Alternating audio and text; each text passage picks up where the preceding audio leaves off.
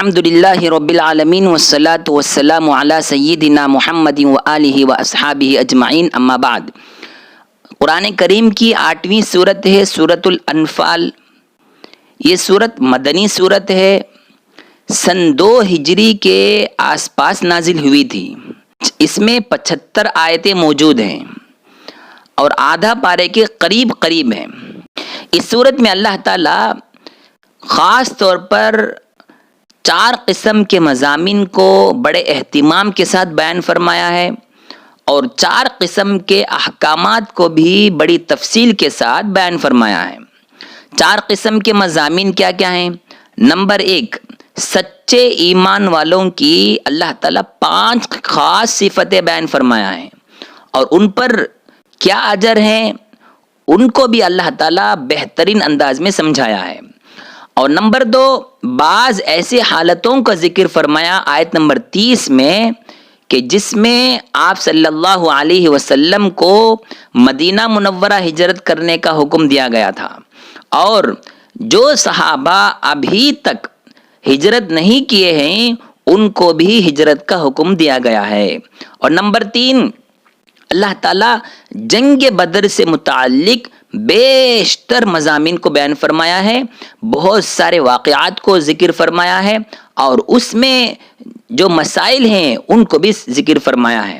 اور نمبر 4، اصحاب بدر پر، بدری صحابہ پر اللہ تعالیٰ 7 قسم کی نعمتیں عطا کیا تھا اور کچھ ان سے چوک ہو گئی تھی، غلطیاں ہو گئی تھی، تو اللہ تعالیٰ ان کی بھی اصلاح فرمائی اور بہترین نسخے صحابہ کو پیش کیا۔ اور ایسے نسخے ہیں کہ اگر آج ہم ان پر عمل کریں گے تو ہمارا معاشرہ، ہمارا معاملہ، ہماری زندگی بھی سنور جائے گی۔ یہ 4 قسم کے مضامین ہوئے اور اللہ تعالیٰ 4 قسم کے احکامات کو بھی ذکر فرمایا۔ نمبر 1، نفل کے بارے میں۔ نفل کسے کہتے ہیں؟ اللہ تعالیٰ پہلے مرتبہ اس کو ذکر فرماتا ہے، یسألونک عن الانفال، پہلی آیت میں اس کا ذکر ہے، اس کا مطلب کیا ہے، اس کا حکم کیا ہے، سب اللہ تعالیٰ ذکر فرمایا۔ اور نمبر 2، آیت نمبر 41 میں غنیمت کے متعلق کچھ احکامات بیان فرمایا ہے، کچھ مسائل بیان فرمایا ہے، غنیمت کسے کہتے ہیں، غنیمت کے اندر کیا کیا حکم ہے، وہ سب ذکر فرمایا۔ نمبر 3، جنگ بدر میں 70 بڑے بڑے سردار قید ہو گئے تھے، ان کے ساتھ کیسے معاملہ کرنا ہے، ان کو کیا سزا دینا ہے، اس کے بارے میں بھی اللہ تعالیٰ آیت نمبر 67 اور آیت نمبر 68 میں تفصیل کے ساتھ ذکر فرمایا۔ اور نمبر 4، ہجرت کی وجہ سے وراثت کے اندر کچھ احکامات میں تبدیلیاں ہوتی ہیں، تو ان تبدیلیوں کو اللہ تعالیٰ اس سورت کے آخر میں ذکر فرمایا ہے۔ تو بہرحال یہ 4 قسم کے مضامین ہیں اور 4 قسم کے احکامات ہیں۔ ان 8 باتوں کو اللہ تعالیٰ اس سورت کے اندر بڑے اہتمام کے ساتھ، بڑی اہمیت کے ساتھ ذکر فرمایا ہے۔ اگر ہم ان 8 باتوں کو اپنے ذہن میں رکھیں گے، ان کے اصل بات کو سمجھیں گے، ان کی تشریحات کو سمجھیں گے تو انشاءاللہ العزیز ہمارے لیے اس سورت کو سمجھنا بہت ہی آسان ہوگا۔ اللہ تعالیٰ ہم تمام کو ان 8 باتوں کو سمجھنے کی توفیق عطا فرمائے، آمین۔ اب چونکہ مضامین میں اگر غور کریں گے تو اللہ تعالیٰ بہت سے مضامین خاص طور پر جنگ بدر سے متعلق بیان فرمایا ہے، تو اسی لیے ہم سب سے پہلے ان ٹاپکس کو سمجھیں گے، جنگ بدر سے متعلق ٹاپکس کو سامنے رکھیں گے تو ہمارے لیے اس صورت کو سمجھنا بہت ہی آسان ہوگا۔ اور اس جنگ بدر کے ٹاپک کو سمجھنے کے لیے ہمارے لیے ضروری ہے کہ اس جنگ کا پس منظر کو بھی یاد رکھنا ہے، بیک گراؤنڈ کیا ہے، کیسی جنگ ہوئی، کیا بڑے پلان کے ساتھ ہوئی یا اچانک ہوئی یا کیسی جنگ ہوئی، اس کو بھی ہم سمجھنا ہمارے لیے بہت ضروری ہے۔ ہم سب کو معلوم ہے کہ کفار مکہ نے کس طرح مسلمانوں کو تکلیفیں پہنچائی تھی، کس طرح ایذا رسائی کیے تھے، مکی زندگی میں ہر طرح سے کوششیں کی تھی کہ مسلمان کسی بھی طرح ختم ہو جائے، اسلام کبھی بھی باقی نہ رہے، اس کی 13 سال بڑے زور کے ساتھ محنت کیے تھے، کوشش کی تھی.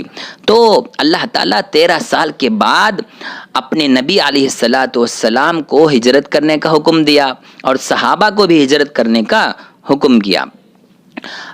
اب یہاں جب مدینہ منورہ آ گئے تھے تو ان لوگوں نے یہاں بھی آرام سے بیٹھنے نہیں دیا تھا، چین کی سانس نہیں لینے دیے تھے.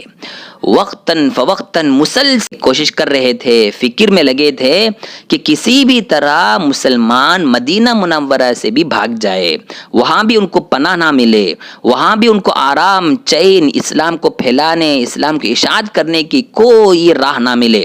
اس بات کی مکمل کوشش کر رہے تھے. چنانچہ اسی کوشش میں ابو داؤد کی روایت کے مطابق انہوں نے یہ کام کیا. ایک دن پورے آپس میں مل کر ایک خط لکھا. عبداللہ بن ابی جو منافقوں کا سردار ہے، اس کو یہ پیغام سنایا، یہ پیغام پہنچایا کہ تم اپنے پناہ سے انہیں نکال دو، مسلمانوں کو نکال دو. اگر نہیں نکالو گے تو ہم تم پر حملہ کر دیں گے، حلہ بور دیں گے. تو اس کے بعد حالت یہ ہوئی کہ اسی دوران صحیح بخاری کتاب المغازی کی روایت کے مطابق اسی دوران حضرت سعد بن معاذ رضی اللہ عنہ جو صحابی رسول ہیں، بہت بڑے صحابی ہیں، انصار میں سے قبیلہ اوس کے بہت بڑے سردار بھی تھے، وہ مکہ مکرمہ تشریف لے گئے تھے طواف کرنے کے لیے. وہاں طواف کے وقت ابو جہل کمبخت آ گیا اور اس نے کہا، اے سعد، تم لوگوں نے ہمارے دشمنوں کو پناہ دے رکھی ہے، میں چاہتا ہوں کہ تمہیں زندہ نہ چھوڑوں، لیکن مجھے معلوم ہے کہ تم پناہ لے کر مکے کو آئے ہو، اسی لیے میں تمہیں چھوڑ دیتا ہوں. جب یہ بات حضرت سعد بن معاذ رضی اللہ عنہ ابو جہل سے سنی تھی تو اس صورت میں انہیں معلوم ہو گیا، وہ بھانپ لیے کہ لوگ آئندہ آنے والے مسلمانوں کو ضرور قتل کر دیں گے، تکلیفیں پہنچائیں گے، ایذا رسائی کریں گے.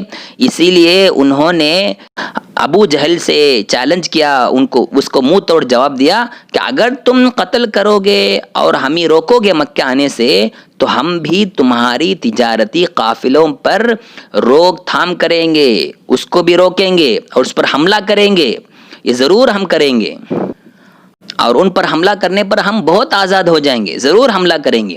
اس طرح حضرت سعد بن معاذ رضی اللہ عنہ ابو جہل کو منہ توڑ جواب دے کر واپس آ گئے.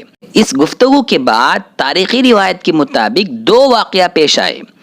ایک طرف یہ ہوا کہ ایک دن کفار مکہ کے کچھ لوگ مل کر مدینہ منورہ کے آس پاس آئے، ارد گرد آ کر مسلمانوں کے جانوروں پر حملہ کر دیے، مسلمانوں کے جانوروں کو چھین کے لے چلے گئے تھے. اور جب یہ اللہ کے نبی علیہ السلام کو اس بات کی خبر ہوئی، صحابہ کو اور نبی کو سب کو رنج ہوا. اور اسی دوران دوسرا واقعہ پیش آیا کہ ابو سفیان جو ابھی اسلام قبول نہیں کیے تھے، کفار مکہ کے بہت بڑے سرداروں میں شامل تھے، وہ ایک بہت بڑا بھاری تجارتی قافلہ لے کر ملک شام کی طرف گئے ہوئے تھے.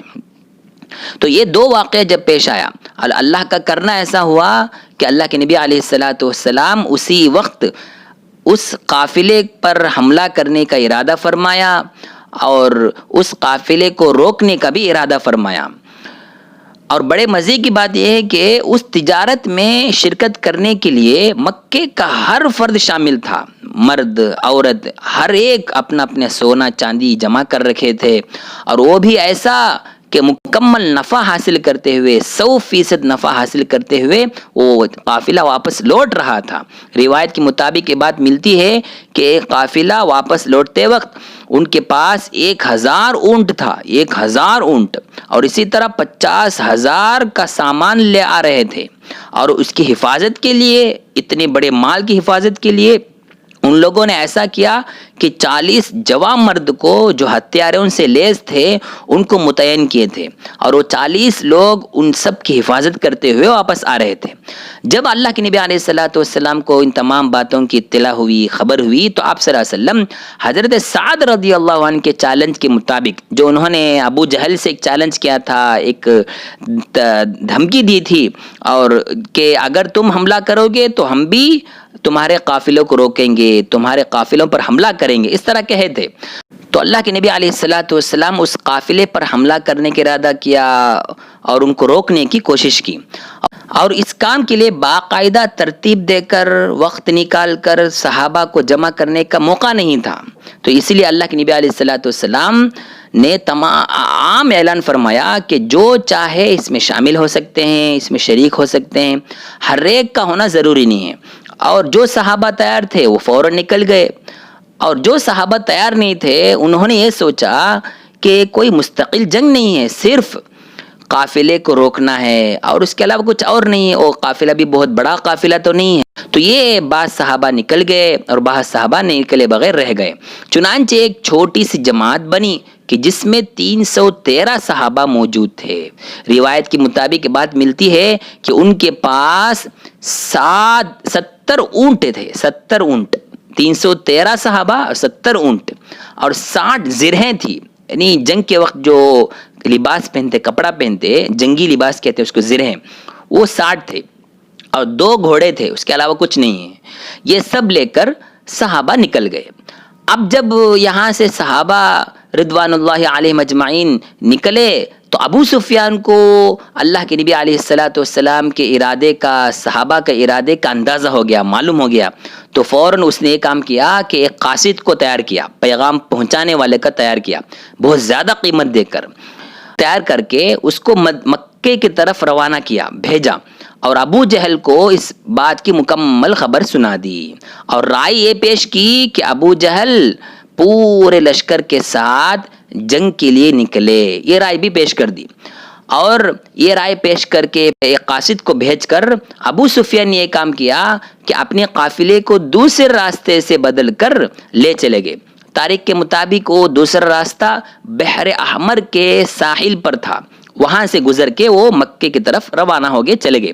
اور اس طرف ابو جہل کو یہ بات سن کر، قاصد کی بات سن کر، ابو سفیان کی بات سن کر بہت بڑی خوشی ہوئی، کیونکہ وہ پہلے ہی سے اسی موقع کے انتظار میں تھا، منتظر تھا کہ کسی بھی حالت میں مسلمانوں پر حملہ کرے، مسلمانوں پر حلہ بولے۔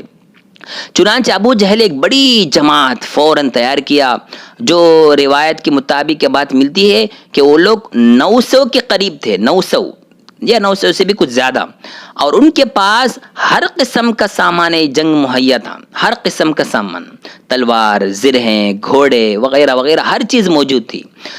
اور دوسری طرف جب اللہ کے نبی علیہ الصلاۃ والسلام کو اس بات کی مکمل خبر پہنچی کہ ابو جہل ادھر سے نکل رہا ہے، ابو سفیان وہاں سے بھاگ کے دوسرے راستے سے چلا گیا، اور یہاں جنگ کی ایک شکل پیدا ہونے والی تھی، تو اللہ کے نبی علیہ الصلاۃ والسلام کو معلوم ہوا کہ جنگ ہونے والی ہے۔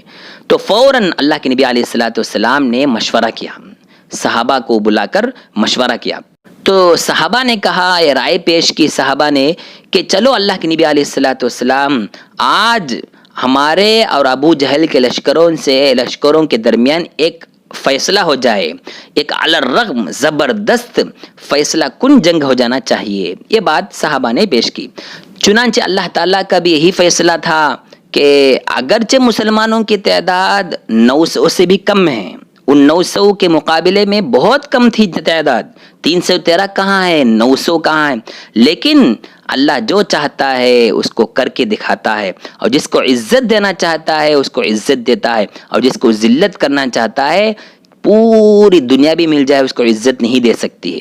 تو اللہ کا فضل دیکھیے، اللہ کا انتقام دیکھیے کہ مسلمانوں کو کتنی بہترین شاندار فتح حاصل ہوئی کہ تاریخ گواہ ہے کہ اس طرح فتح شاید کہ کسی وقت ہوئی ہو، اس طرح فتح اللہ تعالیٰ کبھی کسی کو نہیں کی، بہترین فتح۔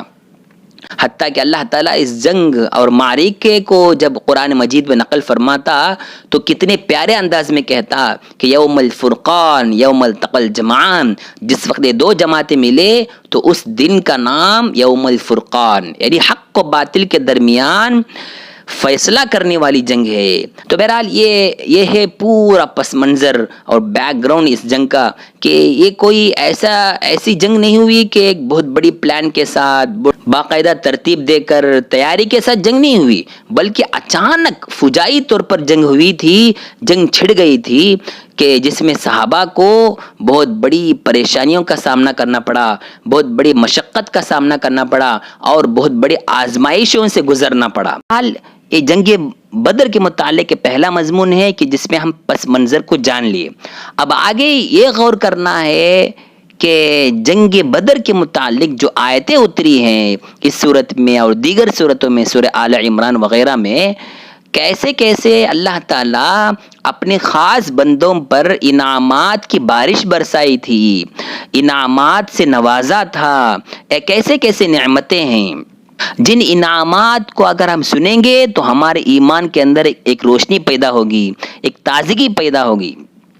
وہ اللہ تعالیٰ 7 قسم کے انعامات سے صحابہ کو نوازا تھا، 7 قسم کے انعامات، 7 قسم کے، اور اسی طرح دشمنوں کو کئی طرح سے سبق سکھایا کہ اگر تم مسلمانوں کے خلاف جنگ کرو گے، مسلمانوں کے خلاف مقابل میں آؤ گے تو تمہارا حشر یہی ہوگا کہ تمہارا نام لینے والا کوئی نہیں ہوگا، تمہارا نام لینے والا کوئی نہیں ہوگا۔ اس طرح اللہ تعالیٰ ادھر انعامات سے نوازا تھا اور دشمنوں کو بہت بڑا سبق سکھایا۔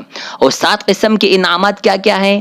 وہ پہلا انعام یہ ہے کہ مسلمانوں کو اللہ تعالیٰ اس جہاد کے لیے خاص طور پر انتخاب فرمایا، خاص طور پر نکلنے کی توفیق عطا فرمایا۔ یہ بہت بڑی نعمت ہے، بہت بڑا انعام ہے۔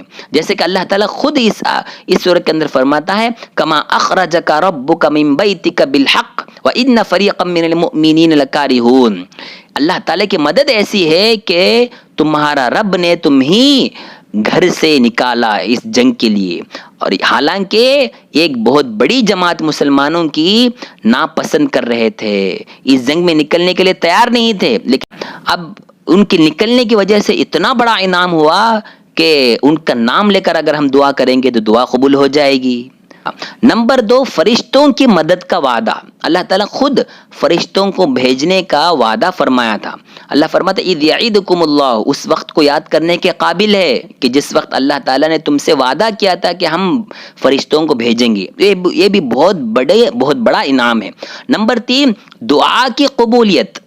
اللہ تعالیٰ صحابہ کی دعا اور نبی علیہ الصلاۃ والسلام کی دعا کو قبول کیا تھا۔ روایت میں بات ملتی ہے کہ نبی علیہ الصلاۃ والسلام اگلے دن جنگ ہونے والی ہے تو اس رات میں اللہ کے نبی گڑ گڑا کے دعا کر رہے تھے، یا اللہ یہ اسلام کا سب سے پہلا معرکہ ہے، اسلام کی سب سے پہلی جنگ ہے کہ اس سے اسلام کا بول بالا ہوتا ہے، اگر اس جنگ میں ہم ہار جائیں گے تو تیرا اسلام ہی ختم ہو جائے گا۔ اس طرح اللہ تعالیٰ سے بہت گڑ گڑا کے دعا کیے تھے۔ ابو بکر رضی اللہ عنہ نے اللہ کے نبی کو سمجھا، اللہ کے نبی اللہ تعالیٰ ہمیں ضرور مدد کرے گا، ہماری نصرت کرے گا، تو اللہ تعالیٰ اس کا بھی ذکر فرمایا اور مدد کا وعدہ پورا کیا۔ جیسے مدد کا اللہ تعالیٰ وعدہ کیا تھا اس کو بھی پورا کیا۔ تیسرا انعام ہے، اللہ کہتا ہے اذ تستغیثون ربکم فاستجاب لکم انی ممدکم بالف من الملائکۃ مردفین۔ جس وقت تم نے اللہ تعالیٰ سے گڑ گڑائے تھے، اپنے رب سے گڑ گڑائے، اللہ تعالیٰ اس کا جواب دیا، اس کو قبول کیا، اور آگے اللہ تعالیٰ کہا انی ممدکم بالف من الملائکہ، 1000 فرشتوں کو بھیج کر میں مدد کروں گا۔ اس صورت میں تو 1000 کا تذکرہ ہے، 1000 فرشتوں کا تذکرہ ہے، لیکن سورہ آل عمران میں اللہ تعالیٰ 3000 فرشتوں کا وعدہ کیا تھا، پھر 5000 فرشتوں کا وعدہ کیا تھا۔ تو یہ مختلف انداز ہے، لیکن اللہ تعالیٰ کی مدد ہوئی ہے، دعا کی قبولیت ہوئی ہے۔ یہ 3 قسم کے انعام ہوئے۔ نمبر 4 یہ ہے کہ مسلمانوں کو اللہ تعالیٰ اس متبھیڑ جنگ میں، اس خطرناک خوفناک جنگ میں اللہ تعالیٰ ان کو اونگ دے دی تھی، اونگ، نیند طاری ہوئی۔ یہ عجیب بات ہے، ایسے جنگی حالات میں نیند، صحابہ کو نیند آ گئی تھی کہ بعض روایت میں ملتی ہے کہ بعض صحابہ تلوار پکڑے ہوئے تھے کہ نیند میں تلوار نیچے گر گئی تھی۔ اللہ کہتا ہے اذ یغشیکم النعاس امنۃ منہ، اس وقت کو یاد کرنے کے قابل ہے کہ جس وقت اللہ تعالیٰ تم پر نیند کو، اونگ کو طاری کیا تھا، اونگ کو طاری کیا تھا۔ ہم دیکھتے ہیں کہ حالات جب سخت ہو، پریشان ہو، تو اس صورت میں انسان کو نیند نہیں آتی ہے، انسان کو پریشانی میں نیند ختم ہو جاتی ہے، جو آنے والی نیند بھی وہ بھی ختم ہو جاتی، لیکن اللہ تعالیٰ یہاں نیند دیا، اسے معلوم ہوتا ہے کہ اللہ تعالیٰ کی کتنی بڑی نعمت ان پر ہو رہی ہے، اللہ کا کتنا بڑا انعام ہو رہا ہے۔ یہ 4 قسم کے انعام ہوئے۔ نمبر 5 ہے کہ مسلمانوں کے لیے اللہ تعالیٰ پانی کی ضرورت پڑی تو اللہ تعالیٰ بارش برسایا تھا اور زمین کو ہموار بنا دیا تھا۔ اللہ آگے فرماتا وَيَنَزِّلُ عَلَيْكُم مِّنَ السَّمَاءِ مَاءً، اور تم پر آسمان سے بارش برسایا۔ اور 6 قسم کا انعام یہ ہے کہ اللہ تعالیٰ فرشتوں کو حکم دیا اور ان سے خطاب کر کے کہا کہ انی معکم، یہ فرشتے میں تمہارے ساتھ ہوں، اس جنگ میں تم ہی نہیں بلکہ میں بھی تمہارے ساتھ ہوں۔ فَثَبِّتُوا الَّذِينَ آمَنُوا، تمہارا کام یہ ہے کہ تم ایمان والوں کے دلوں کو مضبوطی سے تھامو، ان کو استقامت کے ساتھ رکھو، مسلمانوں کو ابھارو، ان کے ساتھ مل کے رہو۔ چنانچہ ایک دوسری آیت میں اس کی تشریح ہو رہی ہے۔ سورہ آل عمران کے اندر اللہ تعالیٰ فرماتا ہے یرونہم مثلیہم رؤی العین، فرشتوں کی مدد ایسی ہوئی کہ وہ لوگ جب صحابہ کو دیکھے تو اپنے سے دگنا دیکھے، یعنی 1800 دیکھ رہے تھے، حالانکہ ہے 313، لیکن ان کی نگاہ میں 1800 نظر آ رہا تھا، 1800 کی جماعت نظر آ رہی تھی۔ یہ کیوں نظر آئی؟ اللہ تعالیٰ یہاں فرماتا ہے فَثَبِّتُوا الَّذِينَ آمَنُوا، تم ان کے ساتھ رہو، ان کو ابھارو، ان کے ساتھ مل کے رہو۔ اور آگے اللہ تعالیٰ کہتا ہے میں کافروں کے دلوں میں رعب ڈال دوں گا، ڈر پیدا کر دوں گا کہ تمہارا دوسرا کام یہ ہے کہ ان کے گردنوں کو اڑا دو اور پوروں کو کاٹ دو، یعنی ان کو سرے سے ختم کر دو، اس طرح۔ اور اس سے معلوم ہوتا ہے کہ فرشتوں کو 2 حکم ہوا تھا، ایک یہ ہے کہ ان کے ساتھ مل کر ایمان والوں کو ابھارنا ہے، اور نمبر 2 بعض فرشتوں کو یہ بھی حکم ہوا کہ تم جنگ کرنا ہے۔ روایت میں ملتی ہے ایک صحابی ایک شخص کو کافر کو قتل کرنے گئے تھے، ابھی تلوار بھی نہیں اٹھائے کہ سامنے والا کافر کا سر جو ہے نیچے کٹ کر گر گیا تھا۔ تو اس سے معلوم ہوتا ہے کہ بعض فرشتے اس میں بھی لگے ہوئے تھے۔ یہ 6 قسم کے انعام ہوئے۔ 7ویں قسم کا انعام یہ ہے کہ آپس میں اللہ تعالیٰ محبت و الفت پیدا کیا، آپس میں محبت اور الفت کو پیدا کیا، مودت کو پیدا کیا، کہ جس کی وجہ سے لوگ فتح حاصل کیے۔ اگر آپس میں لوگ خود چھڑ جاتے، خود آپس میں جھگڑنے لگتے صحابہ، تو اس صورت میں جنگ کرنے میں فائدہ نہیں ہوتا تھا، نقصان ہی نقصان ہوتا تھا۔ اس لیے اللہ تعالیٰ کہ یا ایھا الذین آمنوا اذا لقیتم فئۃ فاثبتوا واذکروا اللہ کثیرا لعلکم تفلحون، تم جب کسی جماعت سے لڑتے ہو تو 2 کام کرو، ایک استقامت کے ساتھ رہو، ثابت قدمی کے ساتھ کرو، نمبر 2 اللہ کو بہت زیادہ یاد کرو۔ اور آگے اللہ تعالیٰ کہتا ہے وَأَطِيعُوا اللَّهَ وَرَسُولَهُ، اللہ رسول کی اطاعت کرو، وَلَا تَنَازَعُوا فَتَفْشَلُوا وَتَذْهَبَ رِيحُكُمْ وَاصْبِرُوا، اللہ رسول کی اطاعت کرو، آپس میں جھگڑو مت، اگر آپس میں جھگڑو گے تو تمہاری ہوائیں کھڑ جائے گی۔ تو اس طرح اللہ تعالیٰ ان کو بہت سارے باتوں کو رہنمائی بھی کیا اور آپس میں خود محبت ڈالا۔ اللہ تعالیٰ فرماتا ہے وَأَلَّفَ بَيْنَ قُلُوبِهِمْ، اللہ تعالیٰ ہی نے ان کے دلوں کو محبت سے جوڑ دیا۔ آگے اللہ تعالیٰ نبی علیہ الصلوۃ والسلام کی خطاب کر کے کہتا ہے لو انفقت ما فی الارض جمیعا ما الفت بین قلوبہم ولکن اللہ الف بینہم، کہ اگر تم پوری دنیا کی ساز و سامان کو اگر تم جمع کر کے اکٹھا کر کے اس دلوں کو جوڑنے کے لیے خرچ کرو گے، فدیہ میں دو گے، تب بھی ان کے دلوں کو جوڑ نہیں سکتے۔ وہ جوڑا ہے تو صرف اللہ تعالیٰ ہی نے ان کو جوڑا ہے، یعنی آپس میں محبت کا مالک صرف اللہ تعالیٰ ہے۔ اس سے معلوم ہوتا ہے کہ اگر کسی کام میں اگر کئی لوگ مل گئے ہوں تو آپس میں دل جوئی ہونا چاہیے، آپس میں محبت اور الفت ہونی چاہیے۔ اگر یہ 2 چیزیں نہ ملے، یہ محبت نہ ہو، اتفاق نہ ہو، تو کام آگے نہیں بڑھے گا، ختم ہو جائے گا۔ اور اس طرح اللہ تعالیٰ 7 طرح کا انعام عطا فرما کر پورے امت محمدیہ کو، پورے امت مسلمہ کو یہ پیغام سنایا کہ اے جماعت صحابہ ایک مقدس جماعت ہے، ایک برگزیدہ جماعت ہے، اگر ان کو تکلیف ہوگی تو ہم اسے دور کریں گے، ہاں اگر ان سے کچھ غلطیاں ہو جائے تو ہم اسے درست کریں گے، انہیں رہنے نہیں دیں گے، کیونکہ یہ جماعت محفوظ جماعت ہے۔ معصوم تو نہیں لیکن محفوظ ہے۔ معصوم محفوظ میں کیا فرق ہے؟ صحابہ کی جماعت محفوظ ہے اور انبیاء کی جماعت یہ معصوم ہے۔ معصوم کی خصوصیت یہ ہے کہ اللہ تعالیٰ معصوم بندوں سے گناہ ہونے نہیں دیتا۔ اللہ تعالیٰ یوسف علیہ السلام کے واقعے کو نقل فرماتے ہوئے کہا، جب ان سے غلطی ہونے کا امکان تھا تو اللہ نے کہا كَذَلِكَ لِنَصْرِفَ عَنْهُ السُّوءَ وَالْفَحْشَاءَ، ہم انبیاء سے گناہ کو دور کر دیں گے، انبیاء کو دور نہیں بلکہ انبیاء سے ہم گناہ کو دور کریں گے۔ اس سے پتہ چلتا ہے کہ انبیاء علیہ السلام کو گناہ ہونے نہیں دیتا۔ اور جماعت صحابہ کی خصوصیت یہ ہے کہ اللہ تعالیٰ گناہ ان سے ہو جاتا ہے لیکن اللہ تعالیٰ ان کو گناہ رہنے نہیں دیتا، گناہ رہنے نہیں دیتا۔ یہی دونوں میں فرق ہے۔ اللہ تعالیٰ صحابہ کی جماعت کو اس طرح انتخاب کیا، اس طرح منتخب کیا۔ اللہ تعالیٰ ہم سب کو صحابہ کے نقش قدم پر چلنے کی توفیق عطا فرمائے۔ ایک طرف مسلمانوں کو اس طرح انعامات سے نوازا تھا، 7 قسم کے انعامات سے، اور دوسری طرف کفار مکہ کو کئی طرح سے سبق سکھایا کہ تم مسلمانوں کے ساتھ مت لگو۔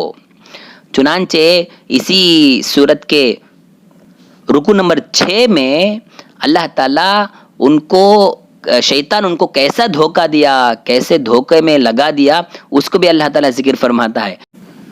چنانچہ آیت نمبر 48 میں اگر غور کریں گے تو اس صورت میں معلوم ہوتا ہے کہ شیطان کے دھوکے میں کیسے پڑے تھے وہ لوگ، اللہ کے مقابل میں شیطان کے دھوکے میں پڑے تھے وہ لوگ مسلمانوں کے خلاف۔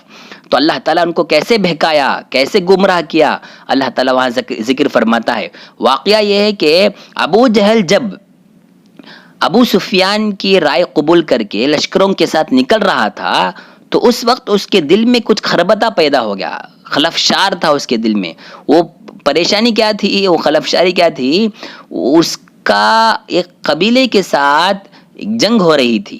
اس قبیلے کے سردار کا نام سراقہ بن مالک، اس قبیلے کے اور ابو جہل کے درمیان کچھ جنگ چھڑ گئی تھی، کئی مرتبہ جنگ ہو رہی تھی، اور ڈر رہا تھا ابو جہل کہ اگر ہم یہاں پورے لشکر کے ساتھ آ جائیں گے تو یہ سراقہ بن مالک جو سردار ہے وہ ہمارے گھر والوں پر، ہمارے گھروں پر حملہ بول دے گا، ہمارے گھروں پر حملہ کر دے گا۔ اس بات کا بہت قوی اندیشہ تھا، قوی ڈر تھا اسے۔ تو اس صورت میں شیطان خود سراقہ بن مالک کی شکل میں آ گیا۔ سراقہ بن مالک کی شکل میں آ کر، اللہ خود نقل فرماتا ہے، سراقہ بن مالک کی شکل میں آ کر ابو جہل کے بازو میں کھڑا ہو گیا۔ بازو میں کھڑا ہو کر اس نے 2 وعدہ کیا۔ سب سے پہلے کہا لا غالب لکم اليوم، ابو جہل ڈرنے کی ضرورت نہیں، آج تم پر کوئی غالب ہونے والا نہیں ہے، آج تم ہی غالب رہو گے، تم ہی سر بلند رہو گے، تمہارا بول بالا ہوگا، ہماری جماعت کامیاب ہو جائے گی۔ اس طرح وہ ابھارا تھا۔ اور دوسری مرتبہ کہا انی جار لکم، ڈرنے کی ضرورت نہیں، میں تمہارے ساتھ ہوں، میں تمہارے ساتھ ہوں، ڈرنے کی ضرورت نہیں، ہم بالکل، تم اطمینان کے ساتھ رہو، اطمینان کے ساتھ جنگ کرو۔ لیکن جب جنگ کا وقت قریب ہوا اور ایک کافر لوگ تو فرشتوں کو دیکھ نہیں پاتے، لیکن شیطان کو تو معلوم ہے کہ فرشتے کہاں ہیں، فرشتے کیسے ہیں، تو اسی لیے جب جنگ کا وقت قریب آیا تو اس صورت میں شیطان بھاگنا شروع کیا، منہ پھیر کے بھاگ گیا۔ تو اس نے ابو جہل نے کہا کہاں بھاگ رہے ہو؟ تو اس نے کہا انی ارا ما لا ترون انی اخاف اللہ رب العالمین، میں ایسی چیزوں کو دیکھ رہا ہوں جو تم نہیں دیکھتے، بیوقوف، تم تو دیکھ نہیں پاتے ہو اس کو، میں اللہ رب العزت سے ڈرتا ہوں، ایسا بول کر بھاگنا شروع کیا۔ لیکن جب یہ جنگ کے بعد واپس آئے، ان کو بھی پتہ نہیں تھا، ان لوگوں نے سمجھا کہ سراقہ بن مالک ہی نے ہمیں دھوکہ دیا، ایسا سمجھ رہے تھے۔ لیکن جب جنگ ہو گئی تھی اس کے بعد واپس مکے کو گئے تو اس کے بعد سراقہ بن مالک کو جب ان سے ملاقات ہوئی تو اس کو ملامت کرنے لگے، اسے گالی دینے لگے۔ تو اس نے کہا کہ بھائی میں تو کبھی جنگ میں آیا ہی نہیں، مجھے پتا ہی نہیں تم لوگ جنگ کرنے کے لیے گئے ہیں، مجھے پتا ہی نہیں، میں اپنی جگہ موجود ہوں۔ تو اس کے بعد پتا چلا کہ یہ لوگ آئے نہیں بلکہ شیطان نے دھوکہ دیا، اس کے بعد پتا چلا۔ تو اس طرح اللہ تعالیٰ ان کو سبق سکھایا، ان کو بہت بڑا سبق سکھایا۔ تو ایک واقعہ ہوا، تو اسی مضمون میں ایک اور بات بھی ہم سمجھنا ہے کہ ہم نے پہلے بتائے تھے کہ صحابہ کی ایک جماعت مقدس جماعت ہے. صحابہ کی اگر ان کو تکلیف ہو تو اللہ تعالیٰ اسے دور کریں گے. اگر ان سے کچھ غلطیاں ہو جائے, کچھ چوک ہو جائے تو اللہ تعالیٰ اس کو درست بھی فرمائے گا. چنانچہ اس سورت کی پہلی آیت بھی اسی سلسلے کی ایک آیت ہے, اسی سلسلے کی کڑی ہے کہ یسألونک عن الانفال. ترمیزی اور ابن ماجہ کی روایت میں ہے کہ حضرت عبداللہ بن صامت, عبادہ بن صامت رضی اللہ عنہ سے, حضرت عبادہ بن صامت رضی اللہ عنہ سے کسی نے پوچھا کہ انفال کا مطلب کیا ہے, یہ آیت کا پس منظر کیا ہے, یہ آیت کس وجہ سے نازل ہوئی تھی. تو حضرت عبادہ رضی اللہ عنہ نے کہا یہ آیت ہمارے اصحاب بدر ہی کے بارے میں نازل ہوئی تھی کہ ہم لوگ مال غنیمت کی تقسیم کے بارے میں جھگڑا کر رہے تھے, ہمارے درمیان اختلاف پیدا ہو گیا تھا, تو اللہ تعالیٰ اس غنیمت کے مال کو ہم سے چھین کر نبی علیہ الصلاۃ والسلام کے سپرد کر دیا, اور نبی علیہ الصلاۃ والسلام صحابہ کے تمام لوگوں میں برابری طور پر اس مال کو تقسیم کر دیا. واقعہ کیا ہوا, کیوں ہمارے درمیان اختلاف ہوا, اس کی وجہ کیا ہے, خود حضرت عبادہ بن صامت رضی اللہ عنہ نقل فرماتے ہیں. واقعہ یہ کہ ہم لوگ جب جنگ سے فارغ ہوئے تو ہمارے درمیان اختلاف اس وجہ سے پیدا ہوئی کہ ہمارے لشکر کے 3 حصے ہو گئے تھے. ایک لشکر کا کام یہ تھا کہ دشمن کا تعاقب کرے, دشمن کا پیچھا کرے, اس میں ایک جماعت لگ گئی تھی. اور دوسرا لشکر یہ تھا کہ مال غنیمت کو جمع کر رہے تھے, مال غنیمت کو جہاں جہاں چھوٹ گئی تھی, جہاں جہاں مال چھوٹ گیا تھا اس سب کو جمع کر رہے تھے. اور نمبر 3 کچھ لوگ اس کام میں لگے تھے کہ اللہ کے نبی علیہ الصلاۃ والسلام کی حفاظت کرے, ان کے آس پاس جمع ہو گئے تھے کہ کہیں آپ صلی اللہ علیہ وسلم پر حملہ نہ کر دے کوئی. اس طرح 3 جماعتیں الگ الگ ہو گئی تھی. یہ لوگ جب آپس میں جھگڑا کیے تو اللہ تعالیٰ ان سب کو سبق سکھایا, ان سب کو سمجھایا کہ ان سب کی غلطیوں کو درست کیا, اصلاح فرمائی, اور 2 نسخے عطا فرمائے کہ جس میں پورا جھگڑا ختم ہو گیا. وہ 2 نسخے کیا ہے, یہ کہ تم تقوی پرہیزگاری کو اختیار کرو, اور دوسرا نسخہ پیش کیا کہ آپس میں تم اتحاد و اتفاق کے ساتھ رہو, مصالحت کے ساتھ رہو, کوئی جنگ نہ کرو, اس طرح جھگڑا مت کرو. بہرحال یہاں تک 2 قسم کے مضامین ہوئے. اور تیسرا ٹاپک ہے اللہ تعالیٰ یہاں جو بہت بڑی اہمیت کے ساتھ ذکر فرمایا ہے, وہ ہے آیت نمبر 2, 3, 4, ان 3 آیتوں میں ذکر فرمایا ہے مؤمنین کی خاص 5 صفتوں کو بیان فرمایا. سچے ایماندار کون ہیں, سچے ایمان والے کون ہیں, اس کو بیان فرمایا. سب سے پہلے اللہ تعالیٰ صفت بیان فرماتا ہے الذین اذا ذکر اللہ, جب ان کے سامنے اللہ کی یاد دہانی ہو, اللہ کا نام ہو, اللہ کا ذکر ہو, تو ان کے دل کانپ جاتے ہیں, ان کے دل کانپ جاتے ہیں. مطلب کیا ہے اس کا, کیوں کانپ جاتے ہیں؟ یہ عظمت کی وجہ سے ہے, ان کی محبت کی وجہ سے ہے. سب سے زیادہ محبوب اللہ ہونا چاہیے ہمارے دل کے اندر, اللہ کی عظمت ہونی چاہیے. ہم دیکھتے ہیں دنیا میں جب کوئی ہمارا محبوب ہو جائے تو اس صورت میں ہم وہ جو محبوب ہے اس کے سامنے ہم اتنی بھی غلطی نہیں کرتے ہیں کہ جس کی وجہ سے ان کے اندر ایک ناراضگی پیدا ہو, ان کے دل ٹوٹے. اس طرح ہم ہر چیز میں اس کو لحاظ کرتے ہیں. تو اسی طرح اللہ کی بھی عظمت ہمارے دل کے اندر آنی چاہیے. اس کو یہاں بیان کرنے کا مقصد ہے. نمبر 2 اللہ تعالیٰ بیان فرماتا ہے وَإِذَا تُتْلَى عَلَيْهِمْ آيَاتُهُ زَادَتْهُمْ إِيمَانًا, جب ان کے سامنے قرآنی آیت کی تلاوت ہوتی ہے, قرآن کریم پڑھا جاتا ہے, تو اس صورت میں ان کے ایمان کے اندر ایک زیادتی ہوتی ہے, اضافہ ہوتا ہے, نور ایمان میں ترقی ہو جاتی ہے, قوت میں, کیفیت میں, ہر چیز میں تبدیلیاں پیدا ہو جاتی ہے, اور نیک عمل کرنے کی طرف زیادہ رغبت پیدا ہو جاتی ہے. تو یہ چیزیں بھی آنی چاہیے. پہلے ہم یہ کرنا ہے کہ قرآن مجید پڑھا جائے, قرآن مجید کی تلاوت ہو, ہر گھر میں قرآن مجید کی تلاوت ہو. جب قرآن مجید کی تلاوت ہو تو اس صورت میں ہمارے دل, ہمارے ایمان کے اندر زیادتی ہوتی ہے. تو اسی لیے ہم اس کو ذہن میں رکھنا ہے کہ پوری محنت اسی لیے ہے کہ قرآن مجید پڑھنا ایک حق ہے اور قرآن مجید کو سمجھنا بھی ایک حق ہے. اسی لیے ہم اس سلسلے کو شروع کیے ہیں, اور تاکہ ہر مسلمان قرآن مجید کو سمجھ کے, ہر سورے کو سمجھ کے مکمل قرآن مجید پڑھنے کی کوشش کرے. تو بہرحال یہ ایک دوسری صفت ہے اللہ تعالیٰ بیان فرمایا. اور تیسری صفت ایمان والوں کے اللہ تعالیٰ بیان فرماتا ہے وَعَلَىٰ رَبِّهِمْ يَتَوَكَّلُونَ, کہ ایمان والے اللہ تعالیٰ پر توکل کرتے ہیں، بھروسہ کرتے ہیں۔ توکل کا معنی کیا ہے؟ بعض لوگ یہ سمجھتے ہیں کہ پوری دنیا کی چیزوں کو ہٹا دیں اور صرف ذات واحد اللہ تعالیٰ پر بھروسہ کر لے۔ یہ بالکل غلط ہے، یہ حدیث کے خلاف ہے، یہ مطلب کے خلاف ہے، توکل کے خلاف ہے۔ اسباب کو اختیار کر کے، اسباب کو استعمال کر کے، چیزوں کو استعمال کرتے ہوئے اللہ پر بھروسہ کرنا، اللہ پر اعتماد کرنا، اس کو کہتے ہیں توکل۔ اکثر لوگوں سے سنی جاتی ہے باتیں کہ وہ لوگ کہتے ہیں کہ سب کچھ چھوڑ دو، دوا استعمال نہ کرو، پرہیز نہ کرو، اللہ پر بھروسہ کر لو، اللہ پر بھروسہ۔ بھائی اللہ پر بھروسہ یہ نہیں ہے، یہ سچے ایمانداروں کی صفت نہیں ہے۔ اسباب کے ذریعے کوشش کرنا ہے کہ ہم اللہ تعالیٰ ہمیں اس کے ذریعے شفا دے گا، اس کے ذریعے ہمیں دنیاوی کاموں کو پورا کرے گا۔ اس طرح ہمارے دل دماغ کے رخ کو بدلنا ہے، بس رخ کو بدلنا ہے، اسباب میں الجھنا نہیں چاہیے۔ اور کبھی کبھی اسباب نہیں ہوتے تو اس صورت میں اللہ پر بھروسہ کرنا ہے۔ یہ چیزیں ہیں۔ تو بہرحال یہ توکل ہے، اللہ تعالیٰ ہم کو بھی یہ صفت عطا فرمائے۔ اور چوتھی صفت ہے اللہ تعالیٰ بڑی اہمیت کے ساتھ بیان فرمایا ہوئے، اقامت الصلاۃ ویقیمون الصلاۃ، نماز کو ادا کرتے ہیں، بڑے اہتمام کے ساتھ ادا کرنے والے، آداب و شرائط کے ساتھ نماز ادا کرنا۔ ہاں نماز تو ہر مومن شخص ادا کرتا ہے، لیکن سچا ایماندار وہ ہے جو مکمل آداب و شرائط کے ساتھ ادا کرتا ہو، اس کو کہتے ہیں۔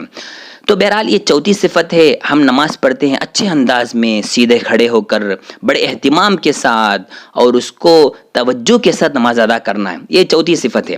پانچویں صفت ہے جو اللہ تعالیٰ بیان فرمایا ہے، وہ وَمِمَّا رَزَقْنَاهُمْ يُنْفِقُونَ، کہ وہ لوگ اللہ کے راہ میں خرچ کرتے ہیں، نیک کام میں خرچ کرتے ہیں، صدقات، خیرات اور وقف اور صلہ رحمی، صدقۃ الفطر، سب چیزیں، ضروری چیزیں اور غیر ضروری چیزیں، سب جائز، واجبات شرعیہ بھی آ جاتے ہیں، جیسے زکوٰۃ ہے، یہ بھی اس میں شامل ہے۔ اسی طرح نفلی صدقات، روزانہ کچھ صدقہ دے دے تو اس سے ہمارے لیے فائدہ ہے، اور اس میں خاص طور پر اللہ تعالیٰ فرماتا ہے کچھ دے، کچھ دے، زیادہ نہیں، کچھ دے۔ یہ کچھ دینے سے بھی کیا ہو جاتا ہے، اللہ تعالیٰ ان کے لیے بہترین اجر دیتا ہے اور سچے ایمان والوں میں شامل کرتا ہے۔ اب آگے اللہ تعالیٰ کہتا ہے اولئک هم المؤمنون حقا، یہی لوگ سچے ایماندار ہیں، سچے ایمان والے ہیں۔ اب اللہ تعالیٰ یہیں تک کہہ کے نہیں بڑھا، بلکہ آگے اللہ تعالیٰ 3 قسم کے اجر ان کے لیے متعین کر دیا، 3 قسم کے اجر ان کے لیے متعین کر دیا۔ وہ کیا ہے وہ 3 قسم کا اجر؟ اب یہ دیکھنا ہے کہ اعمال تو 5 ہیں، اعمال تو 5 ہیں، کہ صفت جو ایمان والوں کی صفت ہے وہ 5 ہیں جو ابھی ذکر ہوا، لیکن ان کا اجر 3 ہے۔ ایک ایسا، اس لیے چھوٹی سی بات ہے جو سمجھنے کی ہے۔ بحر محیط میں ابن حیان رحمۃ اللہ علیہ بہت تفصیل کے ساتھ ذکر فرمائے ہیں۔ وہ فرماتے ہیں کہ اس آیت میں اگر غور کرے، ان 5 صفتوں میں غور کریں گے تو 3 قسم کے ہو جاتے ہیں، 3 قسم کے ہو جاتے ہیں۔ پہلی 3 چیزیں، نمبر 1 اللہ کا خوف پیدا ہونا، اللہ کی محبت میں دل کانپنا، ایک نمبر 2 ایمان میں زیادہ ہونا، نمبر 3 توکل، بھروسہ کرنا۔ یہ 3 چیزیں اگر غور کریں گے تو ایمان، اس کا تعلق دل سے ہے، اس کا تعلق کس میں ہے؟ دل سے ہے۔ چوتھی صفت اللہ تعالیٰ بیان فرمائے وَيُقِيمُونَ الصَّلَاةَ، اس کا تعلق جسم سے ہے، نماز جسم سے، نماز تو دل سے نہیں پڑھ سکتے ہیں، دل بدن سے ادا کرنا ہے، تو یہ جسمانی اعمال میں سے شامل ہے۔ اور آخر میں جو اللہ تعالیٰ ذکر فرمایا ہے کہ اللہ کے راہ میں خرچ کرنا، وَمِمَّا رَزَقْنَاهُمْ يُنْفِقُونَ، یہ مال سے تعلق رکھتا ہے، نہ بدن سے تعلق رکھتا ہے، نہ دل سے تعلق رکھتا ہے، بلکہ مال سے تعلق رکھتا ہے۔ تو گویا کہ 5 میں 3 ہو گئے، 5 میں 3 ہو گئے۔ تو اللہ تعالیٰ بھی 3 قسم کے اجر بیان فرمایا ہے۔ پہلی قسم جو دلی اعتبار سے جو اعمال ہیں، ایمان میں زیادتی، اللہ کا خوف، اللہ پر بھروسہ کرنا، یہ 3 چیزیں دل سے تعلق رکھتے ہیں، تو اللہ کہتے ہیں لہم درجات عند ربہم، ان کے لیے بہت بڑے بڑے درجات ہیں، مختلف درجات ہیں، مختلف درجات، جنت میں بڑے بڑے اونچے درجات میں ہوں گے۔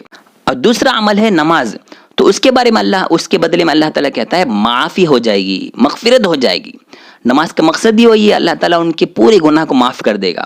اور آخر میں جو اللہ تعالیٰ کہا کہ وہ لوگ خرچ کرتے ہیں راہ خدا میں، تو اللہ کہتا ہے ان کے لیے بہترین روزی ہوگی، عزت والا رزق عطا کرے گا، عزت والی روزی عطا کرے گا۔ تو یہ 5 قسم کے صفات والوں کو اللہ تعالیٰ 3 قسم کے اجر دے رہا ہے۔ اس لیے ہم سوچنا ہے، یہاں رک کر سوچنا ہے کہ ہماری حالت کیسی ہے، کیا ہمارے اندر یہ 5 صفتیں ہیں؟ الحمدللہ اگر نہیں ہے تو فوراً اس کی کوشش کرنا ہے۔ تو بہرحال یہ 5 قسم کے بعد یہ تیسرا مضمون ہوا اس صورت کا۔ چوتھا مضمون ہے کہ اللہ تعالیٰ بعض ایسے حالتوں کو ذکر فرمایا آیت نمبر 30 میں کہ جن میں اللہ کے نبی علیہ الصلوۃ والسلام کو ہجرت کرنے کا حکم دیا گیا، اور اسی طرح جو صحابہ ابھی تک ہجرت نہیں کیے ان لوگوں کو بھی ہجرت کرنے کا حکم دیا۔ تو یہ جو بیان ہے وہ آیت نمبر 30 میں ہے۔ اللہ کہتا ہے وَإِذْ يَمْكُرُ بِكَ الَّذِينَ كَفَرُوا لِيُثْبِتُوكَ أَوْ يَقْتُلُوكَ أَوْ يُخْرِجُوكَ وَيَمْكُرُونَ وَيَمْكُرُ اللَّهُ وَاللَّهُ خَيْرُ الْمَاكِرِينَ۔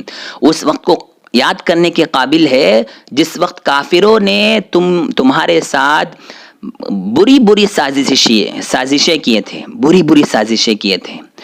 واقعہ کیا ہوا یہ بہت بڑی تفصیل کے ساتھ ابن کثیر اور تفسیر مظہری میں بہت تفصیل کے ساتھ موجود ہے۔ مختصر انداز میں سمجھنے کی کوشش کریں کہ دار الندوہ ایک کفار مکہ ایک مشورے کے لیے ایک جگہ متعین کیے تھے۔ وہ ایک کافر کا مکان ہے، قصی بن کلاب ایک کافر تھا، یہ مسجد حرام کے قریب ہے، مل کر ہے۔ یہ دار الندوہ ایک جگہ ہے، وہاں جو ہے وہ لوگ مخصوص طور پر کچھ کفار جمع ہوتے ہیں، جمع ہو کر مشورہ کرتے ہیں۔ تو اسی دوران ان لوگوں نے مشورہ کیا کہ کسی بھی طرح نبی علیہ الصلوۃ والسلام کو ان کے لیے کوئی مشورہ کرنا ہے، ان کو ختم کرنے کے لیے، اسلام کو ختم کرنے کے لیے۔ چنانچہ روایت میں بات ملتی ہے کہ اس وقت شیطان ایک بوڑھے کی شکل میں، بوڑھے کی صورت میں دار الندوہ کے دروازے ایک بار جا کر کھڑا ہوا اور کہنے لگا کہ یہاں مجھے سننے میں آیا کہ یہاں کچھ لوگ مشورہ کر رہے ہیں، میں نجد سے آیا ہوں، اس طرح بولا تھا۔ تو وہ لوگ ہمدردی کے طور پر جو ہے ان کو بلا لیے کہ شاید یہ بوڑھا شخص اچھی رائے دے گا، تجربے کے ساتھ دے گا، اس اعتبار سے اس کو بلا لیے۔ اب اندر آنے کے بعد اس نے پورا سرچ کیا تو ان لوگوں میں 3 شخص جو بڑے بڑے رائے پیش کیے تھے، ابو جہل کی رائے کو شیطان نے ترجیح دی، اور ترجیح دینے کے بعد اس کو سب کے زبانی قبول فرمایا، سب کے زبانی طے کیا۔ وہ کیسے طے کیا؟ ایک اللہ تعالیٰ یہاں ذکر فرماتے ان 3 مشوروں کو ذکر فرمایا۔ لیثبتوک ایک نے مشورہ دیا، اس کا نام تھا ابن ہشام، ابو البختری ابن ہشام۔ یہ مشورہ یہ پیش کیا کہ اللہ کے نبی علیہ الصلوۃ والسلام کو کسی بھی طرح آہنی زنجیروں سے، لوہے دار زنجیروں میں قید کر کے کسی جگہ بند کر دیں گے اور چھوڑ دیں گے یہاں تک کہ وہ نعوذ باللہ اپنی موت مر جائے، اس طرح وہ مر جائیں گے، مشورہ دیا تھا۔ تو اس کا بھی وہ شیطان جو ہے ہیلا کر کے ختم کر دیا، یہ بیکار ہے، اس کے رائے اچھی بات نہیں ہے۔ اس کے بعد جو ہے ابو الاسود، یہ بھی بہت بڑا دشمن تھا، اس نے یہ کہا، جو اللہ تعالیٰ فرماتا ہے لیخرجوک، ہم کسی بھی طرح مکے سے ان کو بھگا دیں گے، مکے سے اللہ کے نبی محمد صلی اللہ علیہ وسلم کو بھگا دیں گے، اس طرح اس نے مشورہ دیا۔ تو اس کے بعد شیطان نے کہا ارے بھائی باہر چلے گئے تو اور زیادہ اس کے کلام، جو جادوگر جو کلام ہے، ساحر کلام ہے، اس کے ذریعے کئی لوگوں کو پھر جمع کر دے گا، اس لیے تم ایسا کرنا اچھی بات نہیں ہے۔ اور آخر میں ابو جہل نے کہا تمہاری رائے مجھے بہت اچھی، بالکل اچھی نہیں لگی، میری رائے یہ ہے کہ اس کو کسی بھی طرح قتل کر دے۔ وہ قتل کرنے کی صورت کیا ہے؟ ابو جہل کہتا ہے کہ ہمارے قبیلوں میں سے ہر قبیلے کے ایک اچھے جوان مرد کو چنے جو اچھی طرح تلوار لڑنے والا ہو، اور اس کے ہاتھ میں بہترین عمدہ تلوار دے کر یہ کرے کہ صبح سویرے جب وہ اٹھتے ہیں محمد عربی، محمد بن عبداللہ صلی اللہ علیہ وسلم، تو ان کو قتل کر دے۔ اور اس کا فائدہ یہ ہوتا ہے کہ ہر قبیلے کا ایک شخص نے قتل کیا تھا، اور ہر ایک کو یہ ہمت نہیں ہوتی کہ ہر قبیلے سے بدلہ لے، ایسے ہی وہ لوگ چھوڑ دیں گے اور کام بھی ختم ہو جائے گا اور ہمارا فائدہ بھی اس میں ملے گا۔ تو اس طرح کہنے پر شیطان نے جو بوڑھے کی شکل میں آیا تھا، اللہ کہا یہ ابو جہل بہت اچھی رائے دیا، اس کو قبول فرما لے، اس طرح ہم لوگ کامیاب ہو سکتے ہیں۔ تو اس بوڑھے شخص کے کہنے پر سب لوگ خوش ہو گئے اور اسی طرح مشورہ کرنے کے بعد آگے کے کام شروع کیے. تو اس کے بعد یہاں وہ لوگ مشورہ کر رہے تھے تو ان بدبختوں کی جو مشورہ ہے، جو رائے تھی، اللہ تعالیٰ ان سب کو جبرائیل امین علیہ السلام کے ذریعے نبی صلی اللہ علیہ وسلم کو پوری خبر سنا دیا. اب اللہ کے نبی علیہ السلام فوراً اللہ کے حکم پر مدینہ منورہ کی طرف ہجرت کرنے کا ارادہ کر لیا. تو اس وقت کئی معاملات تھے، کئی کفار بھی اور کئی یہود بھی اور کئی منافقین بھی نبی علیہ السلام کے پاس امانت رکھتے تھے. تو اس لیے اللہ کے نبی علیہ السلام نے کہا ان تمام معاملات کو حضرت علی رضی اللہ عنہ کو دے دیا جائے اور علی کرم اللہ وجہہ ان تمام معاملات کو ختم کر کے پورا کر کے آ جائیں گے. اب اللہ کا کرنا ایسا ہوا کہ اللہ کے نبی علیہ السلام صبح اٹھے اور اللہ نے حکم دیا کہ تم ایک مٹھی بھر مٹی لے لو اور اس کو گول پھینک دو اللہ کا نام لے کر. اس کے بعد نبی علیہ السلام اللہ کے حکم کے مطابق ایسے ہی کیے تھے اور اللہ کے نبی ان کے سامنے سے گزر کے چلے گئے لیکن ان کو کچھ بھی پتہ نہیں تھا. اللہ تعالیٰ فرماتا ہے فلم تقتلوہم ولکن اللہ قتلہم، تم لوگوں نے ان کو قتل نہیں کیا بلکہ اللہ نے ان کو قتل کیا. وما رمیت اذ رمیت ولکن اللہ رما، اس جنگ بدر میں تمہارا کوئی کام نہیں تھا کہ تم لوگ قتل کیے ہو بلکہ اللہ تعالیٰ نے ان کو قتل کیا. اور اس کے بعد آگے فرماتا ہے تم نے جب مٹی پھینکی ان پر تو تم نے نہیں پھینکی بلکہ اللہ تعالیٰ نے اپنی طرف سے اس کو پھینکنے کا حکم دیا اور خود پھینکا. تو اللہ تعالیٰ اپنی طرف اس میں نسبت کر رہا ہے. اس کی وجہ سے ان کی آنکھوں پر پردہ ہو گیا تھا اور صبح اٹھ کر دیکھ رہے ہیں تو حضرت علی کرم اللہ وجہہ اللہ کے نبی علیہ السلام کے بستر پر لیٹے ہوئے تھے. تو اس طرح جو ہے اللہ کے نبی علیہ السلام وہاں مدینہ منورہ تشریف لے گئے. اور بعض لوگوں نے صبح نے کہا کہ بیوقوف، یہ دیکھنے میں تو نبی سمجھ رہے تھے تم لوگ، تمہارے آنکھوں کے سامنے وہ چلے گئے اور وہاں جا کے پہنچ بھی گئے.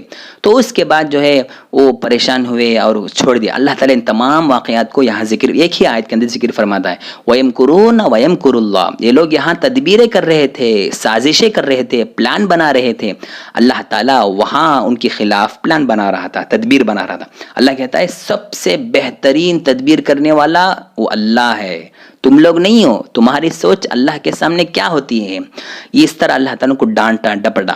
تو بہرحال محترم مکرم بزرگان دین، یہ 4 قسم کے مضامین ہیں. کچھ تفصیل کے ساتھ ہم نے ذکر کرنا پڑا. یہ واقعات ہیں. پہلا مضمون جنگ بدر سے متعلق تھا، دوسرا مضمون ان پر جو انعامات ہوئے اس کا ذکر ہے، اور تیسرا مضمون سچے ایمان والوں کے ساتھ سچے ایمان والوں کی صفات کیا کیا ہیں ان کو بیان فرمایا. اور چوتھا مضمون ہے اللہ کے نبی علیہ السلام کے ساتھ کیسے کیسے حالات آئے جن کی وجہ سے وہ مکہ چھوڑ کر مدینہ منورہ گئے. تو بہرحال یہ سورت کے اندر یہ 4 قسم کے مضامین ہیں. ہم جہاں تک ہو سکے اس کو سمجھ کر اس کو سمجھنے کی کوشش کرے تاکہ ہمارے قرآن پڑھنے میں مزہ آئے. اللہ تعالیٰ ہم تمام کو ان باتوں پر عمل کرنے کی توفیق عطا فرمائے. اور جو 4 قسم کے احکامات ہیں انشاءاللہ العزیز آئندہ ایک کلپ میں، آئندہ پارٹ میں ہم سنائیں گے. السلام علیکم ورحمۃ اللہ وبرکاتہ.